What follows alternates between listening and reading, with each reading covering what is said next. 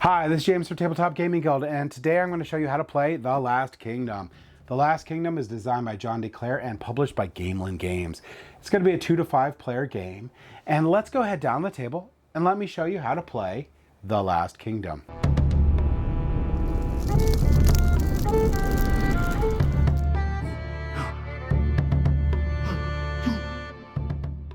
Alright, so this is The Last Kingdom. In The Last Kingdom game, you will be taking on the role of a leader in this time of conflict. The game plays over 2 rounds. In each of these rounds, you're going to be having a conflict in each of the regions there. Once all of the regions, all 5 regions have been settled, you will go on to the next round. During these rounds, players will perform actions to command armies in order to shape the course of the war. Your allegiance to the Saxons or Danes can be firm or fickle, and your score will reflect not just your prowess in battle, but your political skill in maneuvering the competing forces in pre-England during the war phase. Players gain victory points for winning conflict regions. And like I said, there's 5 different conflict regions in this game. At the end of the second round, once the 5th and final region has peace, the game immediately ends. Players reveal their victory point totals that they have secretly accumulated behind their screens, and the player with the most points wins and is ruler of England. Alright, so first we're going to go into components. So the component quality of this game is amazing. You got a lot of different things that come in this game. You get this board here. You're going to get a draw bag that you're only going to use during setup, which we'll show in a little bit. You're going to get 10 leader cards here. These are they call them leader mats, and they're going to correspond to some of these really, really amazing miniatures that you get in the game itself. You're going to get victory points. You're going to get your action tokens. You're going to get your allegiance rings that we'll show you in a little bit. Each of these leader mats, also you have 2 leader cards each that comes with it, so you're going to have 20 leader cards in the game. Each of the leaders also has 4 tokens used for affinity, so you're going to get 4 tokens with a picture of the leader on them. So you'll have 40 of those tokens that come in the game. You're going to get 5 peace tokens, and they're going to have a double-sided here to show which one won allegiance for the 5 regions in the game. You're going to get your strength markers here, so 1 for each side here, and those will be used to show the strength, the current strength of the region that is going to be in conflict next. You'll get 5 player screens. These player screens have the player guide on the one side, and a picture of the movie still here on the front. And these are meant so you can hide your points in the game, which we'll go over in a little bit. You get 7 unique plaque action tokens up there. They go on the top of the board. We'll go over that during setup. You will also get 65 army tokens for the game. There's going to be 20 Danes. There'll be 15 West Saxons, 15 Mercians, and 15 Northumbrian armies for the game. You will also get 70 round cards, and there's a round 1 and a round 2 card. You're also going to get some miniatures for the game. You're going to get the conflict token. This cool miniature right here shows where the conflict's going to be. You're going to get the succession token, which is going to be where the next conflict will be. And you're going to get the invasion token that's here. So that, in a nutshell, is the components that you're going to get in the game. Alright, so let's go into how you're going to set up for a game of The Last Kingdom. Now, how you're going to set up for the game is you're going to separate the units here by color, and you're going to put them in their appropriate area. So you'll put your Northumbrians here, which are the green. You'll put your yellow Mercians here, your blue West Saxons, and your red Danes. You will then take a look at this board here, and you'll place the number and color of units that are shown. So in Wessex it has 3 West Saxon. In East Anglia you have 2 Danes and 1 Mercian. In Mercia you have 1 Dane and 3 Mercians. In Wales you have 1 Dane and 2 Northumbrians. In Northumbria you have 2 Northumbrians and 2 Danes. Now you'll notice that each of these spots have a number of shields with questions on it. So what you're going to do for that is you're going to take out this Last Kingdom bag. This is the only time you're going to use it in the game. You're going to gather up 5 Danes and put them in the bag. You're going to get 1 West Saxon. You're going to get 1 Mercian, and you're going to get 1 Northumbrian. You'll shake up this bag here, and you'll place a number of these out equal to the number of question shields. So in Northumbrian, 1. In Mercia, 1. In Wales, 2. In East Anglia, you'll put 2. And in Wessex, you will place the final 2 that are in the bag. And you could take this bag here and you could put it back in the box. So you've set up the starting regions with all their armies in it. The next thing you can do is you can take these action tiles. So these action tiles right here. You're going to shuffle them up and place them out randomly on top of the board there. Now they're 2-sided here. So if you're playing 2 players, you'll play with this side. Otherwise, you'll be playing with this side. We're setting up for a 5-player game, so we're going to be setting up with this side. So you'll put those up randomly there. You're also going to want to make available to all players all the point tokens and the action tokens. So you're going to want to make those available, and the affinity or the allegiance tokens, rings, you're going to want to put out. Also, these peace tokens will need to be out and available for people. And if you're playing the 2-player game, you'll be using the momentum token, the lock token, and this extra allegiance token. If you're not, which we are not, you'll put that back in the box. The next thing you're going to do is you're going to hand out a player mat to each player. When you hand out a player mat, you're going to, in your first game, use specific ones. Otherwise, you'll randomly hand one out or let people pick whatever you want to do a draft, whatever. It doesn't really matter. But for your first game, they recommend that you use Uhtred of Babenberg, King Alfred, which is right here, Guthrum, Ethelwold, which is right here, and Breda, which is right here. So in a 4-player game, you're going to remove Breda. In a 3-player game, you're not going to be using Guthrum. In a 3-player game, you're actually not going to be using Ethelwold. You will be using Guthrum.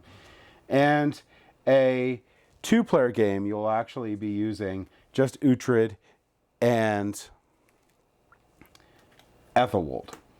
So that's going to be the combinations that you would be doing. Now, there are a good number of player mats in here.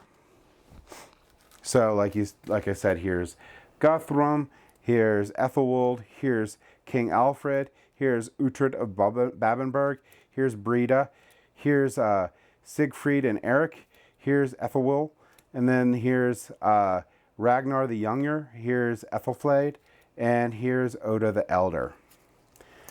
So that's going to be all the different characters you can be, but like I said, you're going to be using a set number of characters at the beginning of the game.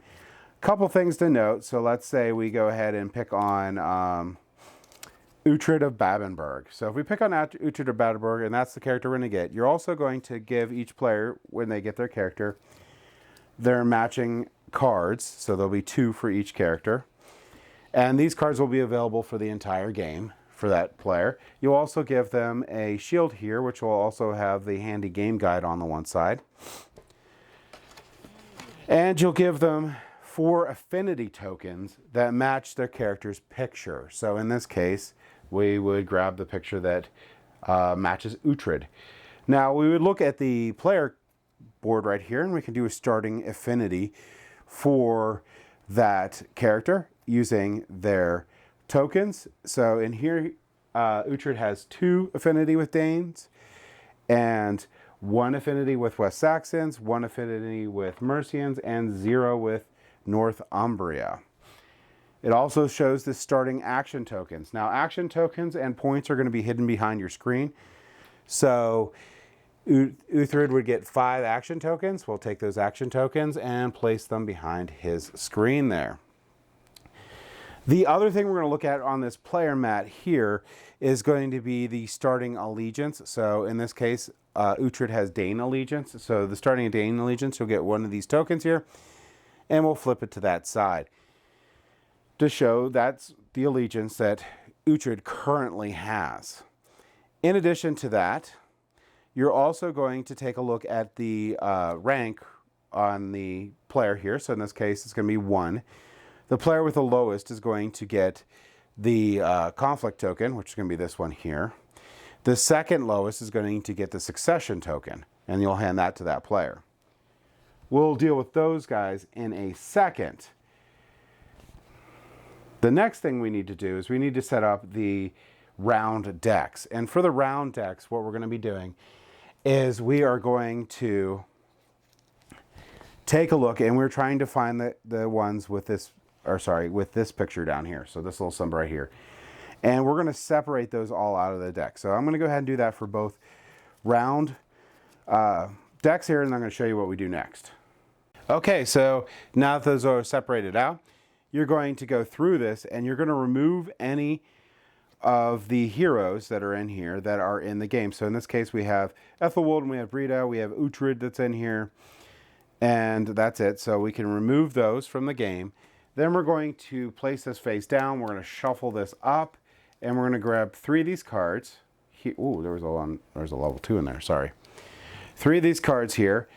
Set them aside and put the rest in the box. So all the rest of those go in the box. Then we're going to take those 3 heroes, and we're going to shuffle them into the round 1 deck here.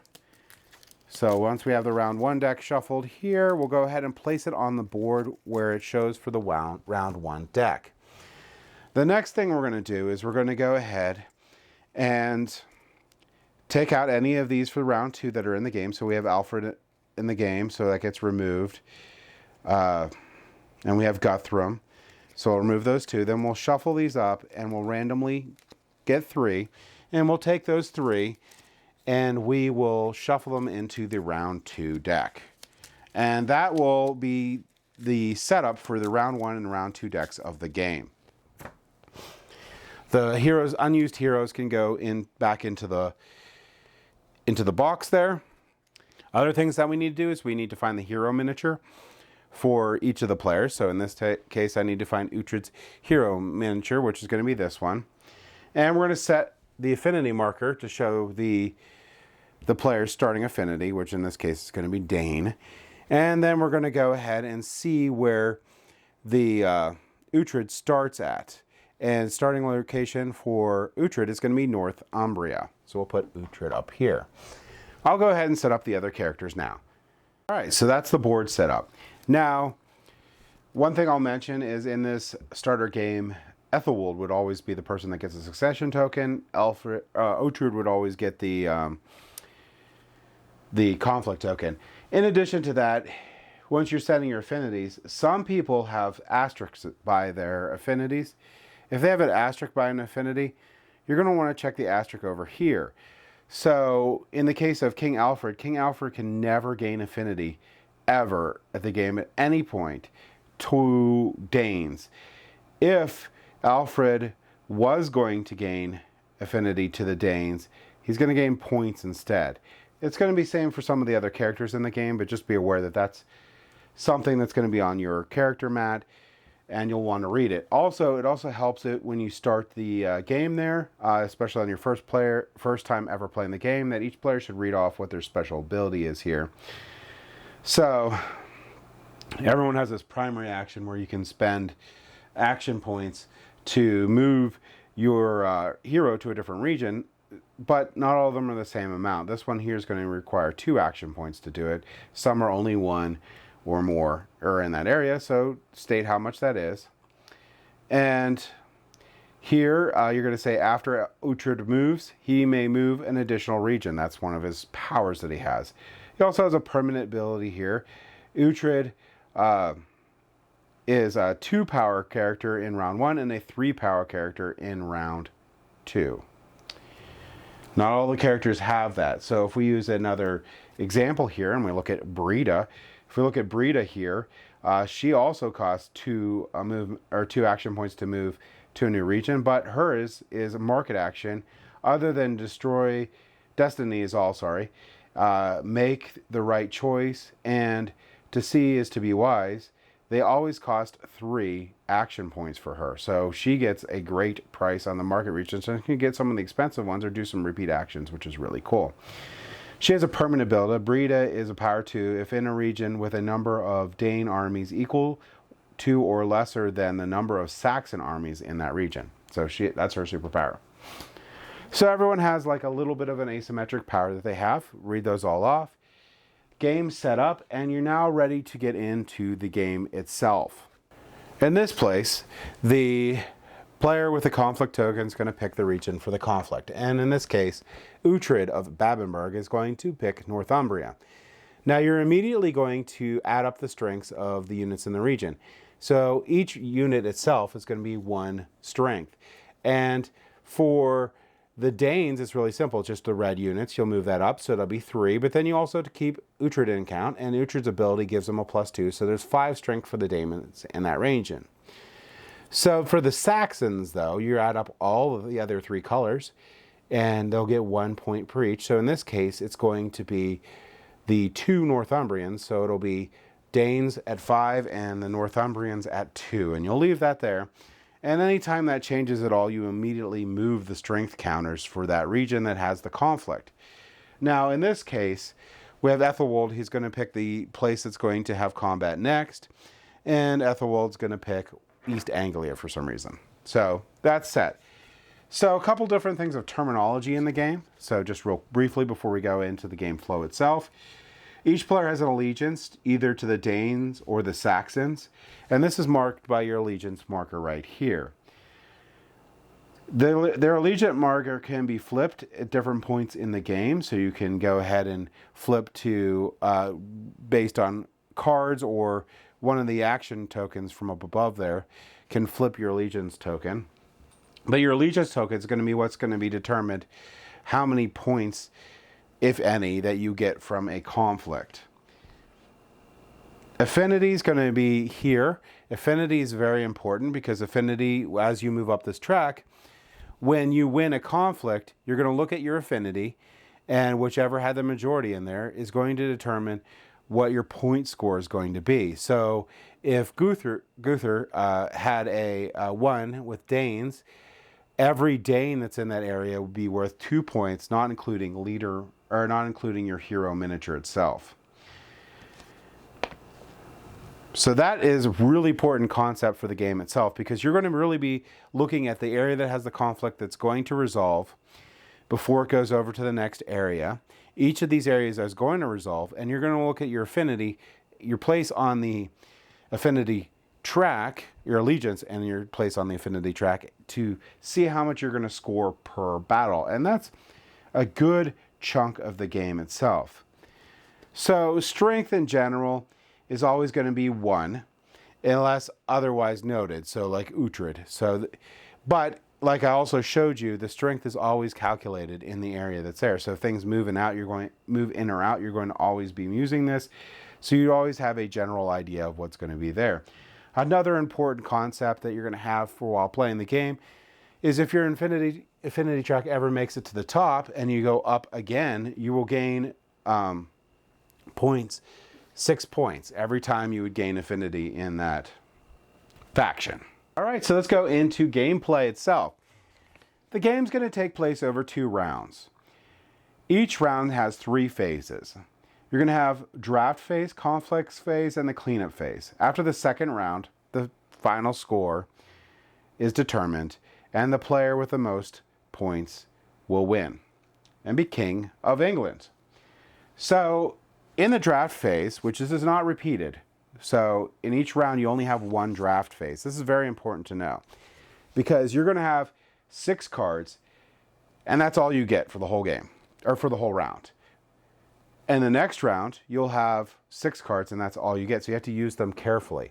And what you're going to do is you're going to go ahead and deal out 5 cards to each player.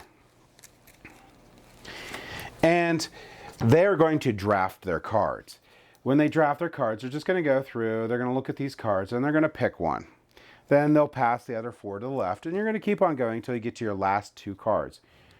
Once you get handed your last 2 cards, you're going to pick one of those cards, And then you're going to discard the other card to a discard pile anywhere. Just get rid of it.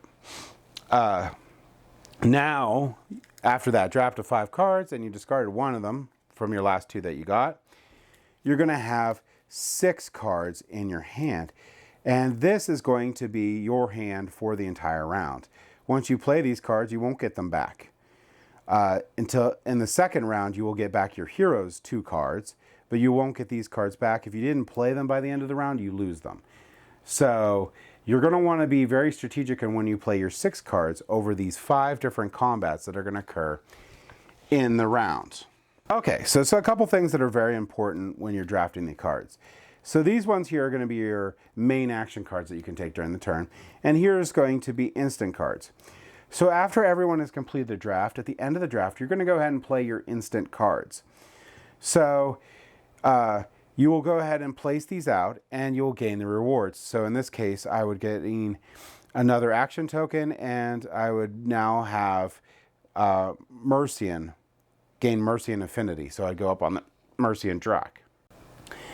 This one here, I would gain 1 action token when I play this card, and it has a permanent ability. So when I play this card, this one that doesn't have a permanent ability that resolved, I'll just cover it over just to save space. And then I will make sure that I can always see the permanent ability here, which is whenever 1 or more armies of your opposing allegiance are removed for any reason, gain a point. That is a very good card. The other cards will remain in your hand. So now, like I said, you only had 6 for the whole round. Well, now I only really have 4 cards that I can play for the whole round. So you have to balance out cards that you're going to want to play during combat versus cards that will give you a bonus before everything starts. And that will conclude the drafting round after that part's done. Next, we're going to go into the conflict phase. So the conflict phase is going to basically take over all 5 regions here. So the conflict phase will continue until all 5 regions have peace. The exception is in the second round. If the last region is a draw, the game still ends. But other than that, all regions have to be resolved to have a peace token on it before the round will end. And the conflict phase will continue on there. Now at the beginning of the game here, in the first round, the player with the 3rd lowest leadership value here will go first, and that player is going to decide what to do on their turn. They can take actions or pass.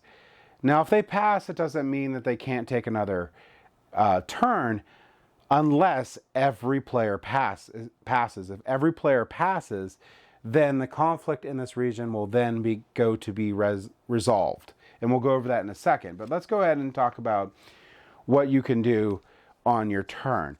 On your turn, you can take as many passive secondary actions, but as soon as you take a primary action, your turn is over. So what does that mean? Well, in my starting hand here, this is my starting hand. In my starting hand here, I had only ones with this symbol here. So these are all primary actions. I also have a primary action that I can play for my character here. So I can spend 2 action points to move Uthred 1 region. So I can do that.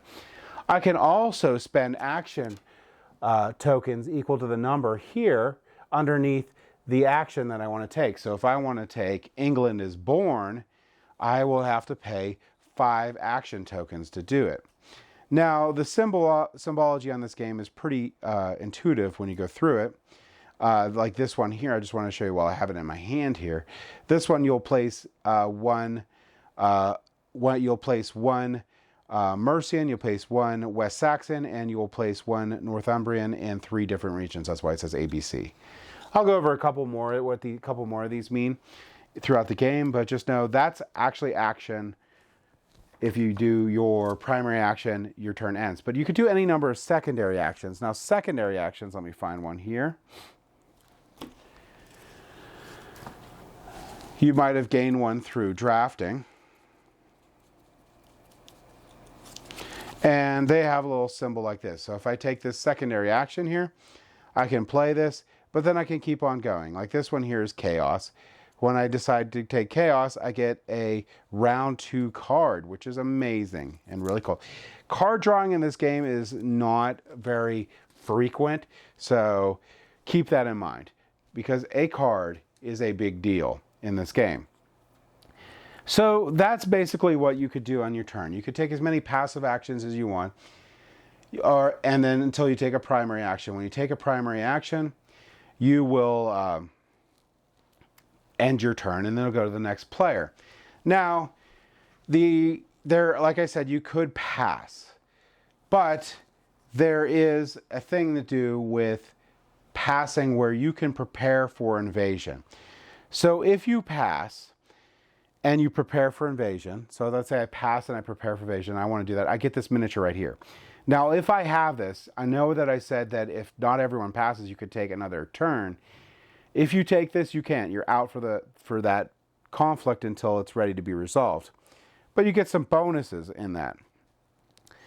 One is you'll get to pick the next place to have the succession token placed, because at the end of the conflict, that conflict token will go to where the succession token is, and then that player will be able to pick the place that will have the next succession or next conflict after that one. You will also gain an action point for every place that has a peace token. So at the start of the first conflict, there's nothing with a peace token, but that's there. Now, if no one takes the prepare for invasion, and the last person to pass will get this, and they will be able to pick the next place for the succession token to go, but they won't get this bonus reward on the bottom. So that's an additional passing thing that can occur. One of the things I need to describe here too is going to be if you're going to be taking anything on this market action track. Now, this market action track has a cost here from lowest to highest here. So 3 action, 3 action, 4 action, 4 action, 5 action, 5 action, 6 action points. Anytime you purchase any one of these, you're going to pick it up, perform the action, shift this over, and place the action that you just did over here. Now, in this action track, there's several actions that aren't primary actions, so you can take those and keep on going with your turn. So I could get Destiny is All, look at the top 3 level round 2 cards and pick one of them and place this over here, go again and maybe go get this one, which is to see is to be wise. This one here will allow me to flip. This is one of the big ones here in the game that lets you flip your allegiance token over. And that is a primary action, so that will end my turn. But if I did that, I would place it over here and I shuffle these down. So that is basically the actions you're going to be able to take on your turn. You're either going to do passive secondary actions, or you can do primary action. When you do a primary action, it turns over. Keep going until everyone passes. And don't forget, you can also play cards for your action in here, but you don't have to play all your cards. You can hold on to them till the next conflict. So I just wanted to show a couple of these here. One here is Change of Heart. You flip your allegiance token, and your allegiance token, and you get an affinity for Danes. This one here, you can add a Mercian next to a region where or move a Mercian next to a region where there's already a Mercian. So let's read this one out here. Add 1 Mercian army to a region that is adjacent to a region with a 1 Mercian army. Then if the faction you are currently aligned to with has higher strength in the Northumbria, gain 3 victory points. So that's that card. They're all explained down here on the bottom, but the symbology is pretty easy to pick up on. So I just wanted to show you a couple of those in the game so you get a better idea of how those work.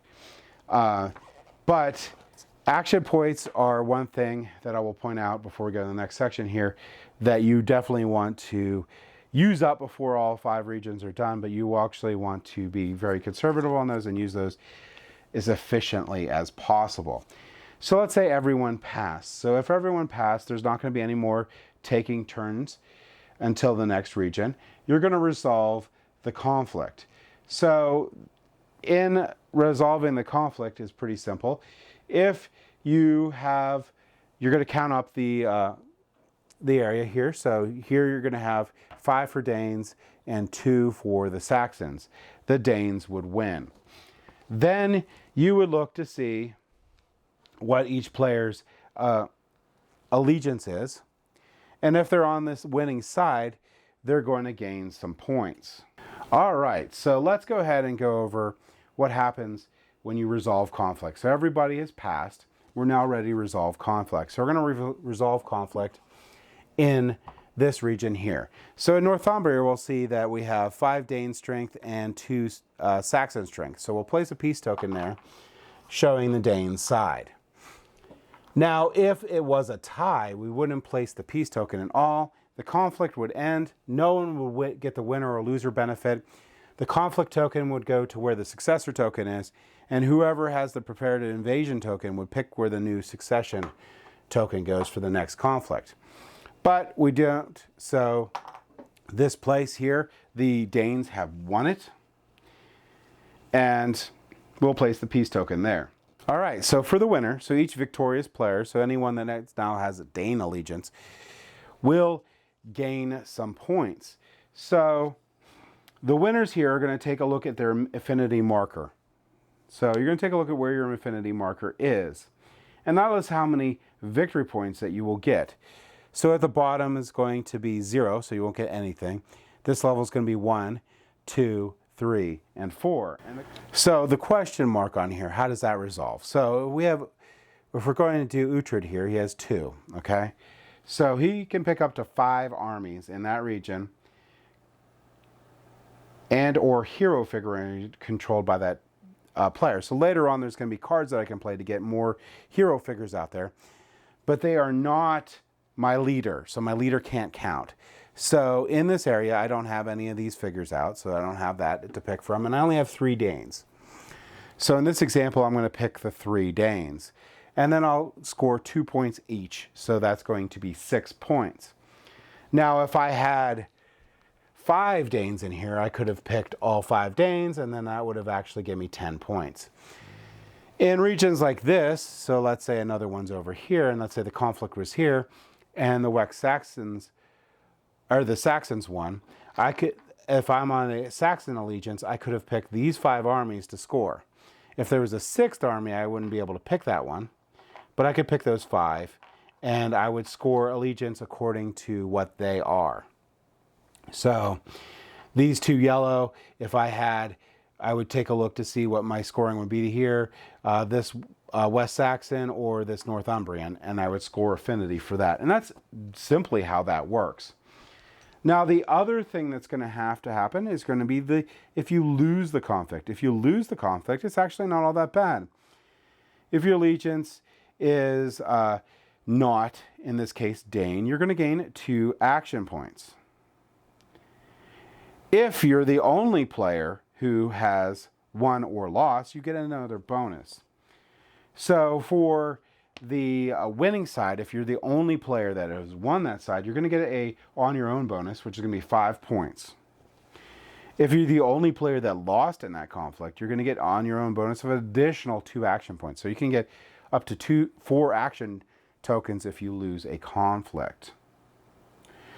Now, after that's all said and done, you have to do a little cleanup in that region before we can continue. You're going to have to discard excess units. So if there's more than 5 armies in that area, so in this case, there is only 5, but we're going to go ahead and add this unit right here.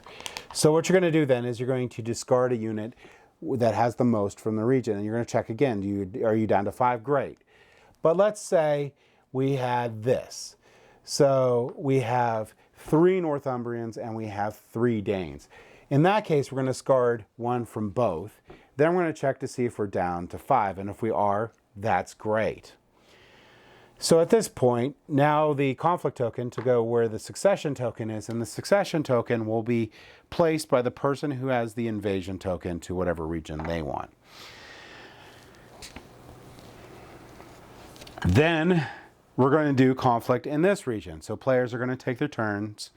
They're going to decide whether they're going to play some actions or pass and get the invasion token. And this will continue on and on until all 5 regions have peace tokens on them.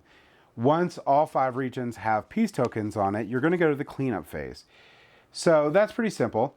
You're going to gain up to the action tokens on your player board. So if I have 3 action tokens left, I'm only going to gain 2. I need to have 5 total action tokens, gain up to that for the round 2. I'm going to discard all current round cards, so all current round cards that I have, except for the hero cards that I have and any instant cards that I have out on the play. I'm going to then remove all the peace tokens from the board. So I'll remove all these peace tokens from the board. I'm going to then give the conflict token to the player who last had an invasion token. And then give the succession token to the player on that player's left. So whoever last had this invasion token is then going to get the conflict token. They're going to then decide where they're going to place the conflict token, and the player to their left is going to pick where they want to place the succession token. And they're going to continue round 2. So round 2 will continue with players taking their turns, passing, resolving conflict, then going to the new conflict region, taking their turns when everyone passes, resolving that until all 5 regions have been resolved. Now in the second round, I will note again that if the final region ends in a tie, the game still ends. No one's going to get their points from that, but the game will end. So at the end of that, at the end of round 2, you're going to get into final scoring. You're just going to reveal how many point tokens you have behind your screen, and the person with the most points is going to win. All right, so now what do you do in case of a tie? Based on the peace tokens from the end of round 2, the player that's aligned to that faction with the most tokens will win. If the tie players are aligned to the same faction, then add their total affinity levels, and that player with the most wins. If they are still tied, the leader with the highest initiative number wins. Not the lowest, the highest will win. Okay, so that's how you play The Last Kingdom. 2 things I'll mention real quick. The action tokens have pretty neat iconography on them that is pretty easy to understand. But if you have any questions, they're laid out in the back of the book itself. You might for the first game, or you might just want to go over those. There's some gameplay examples if you have questions. And on the very back of the book, there's going to be a quick reference guide that basically tells you the iconography for the game, which is really good. Also, this player aid here is going to be really good also for while you're playing the game, and it'll tell you through the game flow itself. All right, so that was how to play The Last Kingdom. I hope you enjoyed.